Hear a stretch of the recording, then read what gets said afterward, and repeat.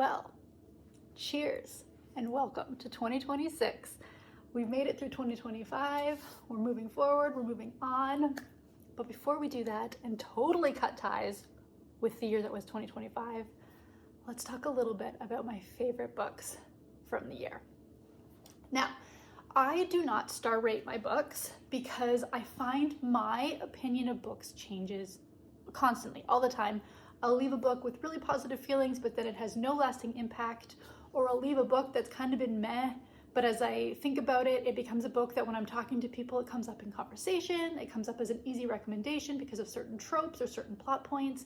And so for that reason, I do not rate my books. However, there are certainly some books that just stick longer than others. And today we are going to focus on the standalone books that did that for me. As I was going through my story graph and looking at the books from 2025, a fairly large portion of my favorite books of the year were actually part of series. And I went through and was looking at the series that I'm in the process of, in the middle of, or have completed as far as they've gone, or I'm going to DNF. And I thought I'm going to actually focus on series as its own video. I really enjoy when people kind of do a little bit of a breakdown of their series, and I'm going to do that in a video hopefully soon. So today we are doing standalone books that just really spoke to me in some way or another. They are not necessarily the best books that I've ever written, or obviously I do not rate books. That is not my forte. They're not the best books necessarily that I've ever read, but they're just books that have kind of lingered with me through the year. And we're going to talk about them. I'm not sure how many of them I have previously mentioned on this channel before, but we're going with it. There is a little sneak peek of a couple that are here, but let's talk about the ones first that I do not have in my possession. We're going to start with one that actually hasn't been released yet, but I think comes out this month, and that is The Future Saints by Ashley Winstead. This book took me by surprise because Ashley Winstead has been kind of a hit or miss author for me before. I really enjoyed the thriller I read, the one that kind of took the world by storm, which was it In My Hand I Hold a Knife. Is that one? And so I haven't always enjoyed her more literary stuff. Is that the correct term? I wasn't sure what to expect going into The Future Saints, but I really, really enjoyed this one. You are following Hannah and Theo. Theo is a record executive, and he doesn't come across, but he goes to talk to this band that is fronted by Hannah. That is her name, right? And she is kind of in a rough spot in her life, but he senses something in their music and in their vibe and thinks, no, we need to work here. We need to make this band work. We need to get them back into the spotlight. And it follows their story. And I had a really good time with this. I think the dynamic between Hannah and Theo, and then Hannah and her bandmates, and all that she is dealing with behind the scenes was done so well. It gets a little dark, it gets a little gritty, but it's still just a fun read. I feel like last year there were a few books that really kind of delved into the music industry that I would like to read but just haven't. One of them was I feel like it was Break Something. And I don't know if maybe there's kind of a coming surge of this type of book dealing with music and what music has to do with people's lives and how music can really speak to people. But for me, this book just hit all the right marks. And when it comes out, I hope it does well because I had a great time with it. Next up, I read Lily King for the first time this year. I did read Writers and Lovers by Lily King at the beginning of the year, and I had a good time with it. I enjoyed it. I thought the writing was done very well. And then I read Heart the Lover by Lily King. I adored this book. I think the storytelling was incredible, and the way the author just encapsulates the incredible highs and the incredible lows of what comes with first love and how it can just be so formative. And the friends you meet in college, it follows, they call her Jordan, but I don't know that that's her actual name. I think that's her nickname.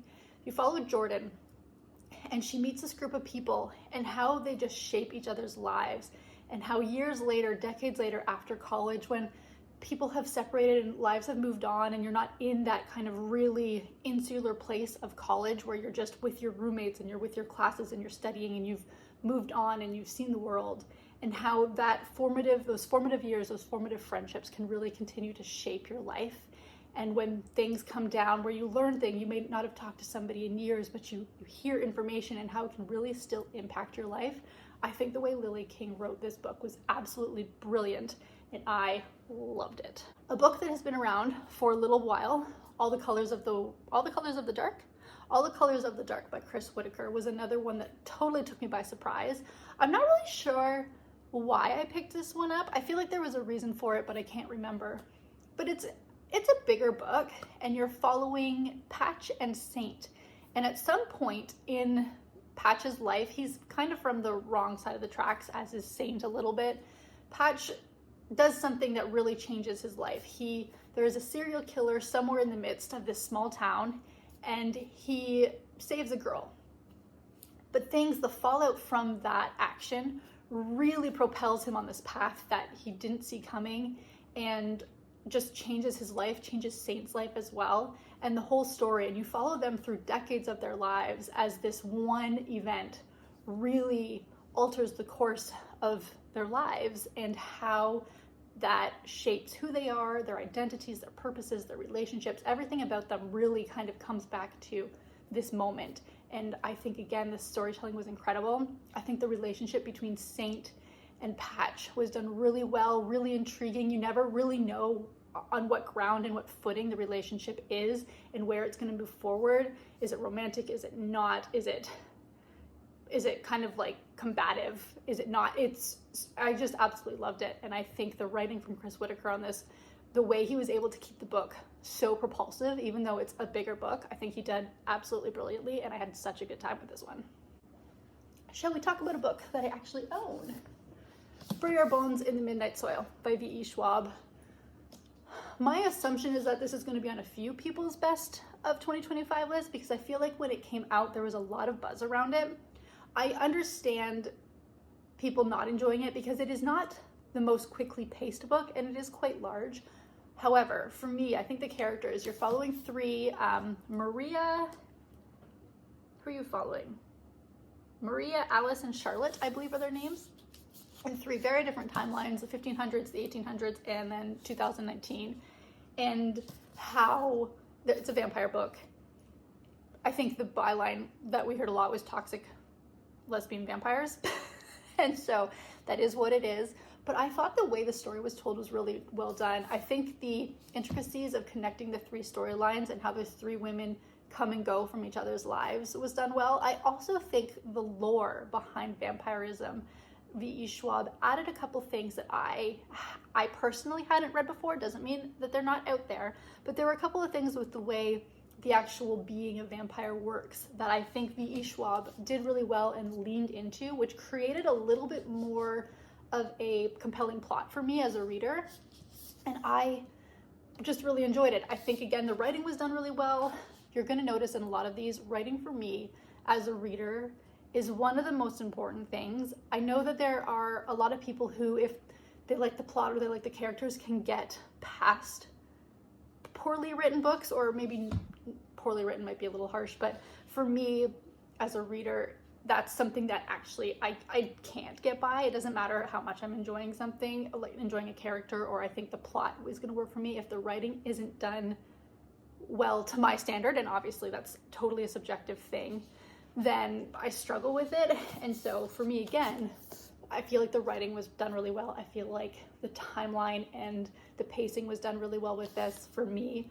Again, I have heard that some people think this is a little slow and a little boring. I enjoyed it. It's definitely a lot more character, but the plot is still critical, but you do delve into these characters quite a bit in these books, and I really enjoyed that. The Sweetness of Water by Nathan Harris is a historical fiction book that I kind of got back a little bit in my historical fiction train. Is there another one? I think there's another one historical fiction book on this list. And in The Sweetness of Water, you are following two brothers. I believe their names are Prentice and Landry, and they have just been released from slavery. Slavery has been abolished, and they are in the South, I believe. And they're trying to figure out how to get away from this town, but they have no money, they have no means, and they end up on this man's land, and the man discovers him and asks them to help him out with his farm. And they're a little reluctant to do this because they don't want to work under another white man again, but ultimately they need money to be able to get out of the situation that they're in. And it follows the story of these three men and the I can't remember the white man's name, and his wife. So there are kind of four characters, but obviously there's a lot of tension because this abolishment of slavery has just happened. The white people in the community don't like that jobs are going to black men. The black men are trying to get away, or they're trying to figure out their lives, but they have been given no means by which to start new lives. And so I thought it was really interesting. I think that the relationship and the talk of how men who are white who employed black men were seen was done really interestingly, and how even if you were doing something that was allowed, it was still really frowned upon. I just thought that, again, the storytelling was done really well in this. I do have his newest book, Amity. I got it as an ARC, and I did not have the time to get to it before it came out. It's now been out for a little while, so it is on my radar. I hope to read it in 2026 because I think his historical fiction and the way he takes real events but adds a different lean to it was just done very, very well. Another book, I was not surprised by this one, but it is one that I own, and that is King of Ashes by S.A. Cosby. This is S.A. Cosby at his actual, it's just an S.A. Cosby book. It is very much quintessentially him in its grittiness and its dirtiness, in the way it is crime-riddled and a little graphic, and I am not, if you've been here for any length of time, you know that I do not like graphic novels, but there's something about the way S.A. Cosby writes that works for me. And in this one, you are following Roman, I believe is his name. Yeah, Roman. And he has to come back to his hometown because his father has been killed in kind of suspicious circumstances. And when he gets there, he realizes his brother Dante is caught up in a terrible scheme with some very bad people. And his sister Nevaeh is trying to figure out what happened to his mother, their mother, who disappeared. Actually, I don't know if their father is dead. His father's in the hospital. He's in a coma, I believe. And as a family, they own a crematorium. And it's a whole matzo ball of bad decision-making and bad choices and needing to choose the lesser of two evils, and their sibling dynamic and their history shaping their present. It's really, really well done. It's a thriller mystery, but I think it leans, I don't think it leans too hard into the thriller portion of it. I just think it's kind of a dark crime book, and I had an incredible time with this. S.A. Cosby is one of my favorite authors, and I will continue to read anything that this man writes. I picked this up like I was going to take a sip and then realized it's gone cold. So I need to reheat the last 3 gulps that are in this mug. I then have another book that definitely took me by surprise, and this one I read, I think, for my summer library bingo challenge. I think that's why I read this one, and that is Prodigal Summer by Barbara Kingsolver. I don't know why I was surprised by this book. Barbara Kingsolver is an incredible writer. That is absolutely the theme of this video, and I have enjoyed everything I've read from her. Demon Copperhead. Is that what it's called? Demon Copperhead is one of my favorite books of all time. The Poisonwood Bible I enjoyed, but I liked this more than I liked the Poisonwood Bible. And in this, you are following 3 different storylines as they go through a really tough summer in the Appalachian Mountains, and just how the environment really shapes your life, and how your relationships with your neighbors and your family cannot be what you expect them to be, and how they transform over time. I think that the way Barbara Kingsolver writes characters and relationships is absolutely brilliant, and that is very apparent in this because you have characters that are so different from each other, and they are living such incredibly different lives, and yet how they come together and how they still need to depend on each other because their environment in which they are sharing is really shaping how they can live their lives. And it's just a fantastic story about this small community at this one little point in time, and the things that are going right and going wrong, and how they need to really think about their lives and what they want to do with them in this time. And I think Barbara Kingsolver writes incredible books, and this is absolutely one of my favorite by her. Another historical fiction, The Pretender by Jo Harkin. I just had such a good time with this book. There was so much humor and levity in it for a historical fiction, and I think the way Jo Harkin really towed that line of serious and unserious, but working on a story that is based in real life and taking obviously some leniency and taking some leeway with how the story is being told. I think she did a really fantastic job. So you were following a boy, Lambert Simnel, which is such a weird name, but he ultimately through the book, I think ends up with like 3 or 4 names, believes he is the son of a peasant. And he's just living in this little town, dealing with a goat that he has a problem with. And that part literally made me laugh. It's such a small portion, but it's just so funny because part of the synopsis is how his biggest problem is this goat. And then all of a sudden he's thrust into this situation. And it's just a really amusing little pinpoint in the storytelling. But this boy grows up thinking he's a peasant. Somebody comes to town, takes him away. Turns out he may in fact be the son of a man who's in line for the crown. He could be the bastard child, and they sent him away to keep him safe because the king is known for killing off his nephews. And it goes from there. So all of a sudden this boy is thrust into court, and what comes with that, the intrigue and the manipulation and the loyalty and just the whole gamut of what it is to be in the royal court. All of a sudden he's got to learn the manners and everything that goes with it. And I think the way that Joe Harkin captured this boy was done really well. I am not someone who typically enjoys stories told from, especially like adult stories told from children's point of view. Obviously, if I'm reading a middle grade or something, that's what I expect. But I find a lot of the time that's not my favorite way to read. That's not my favorite point of view or lens in which to read a book. But I think she did so well. I think she did so much justice to this boy who starts to age as the story goes on. And you're getting these little pictures of where history was at that moment.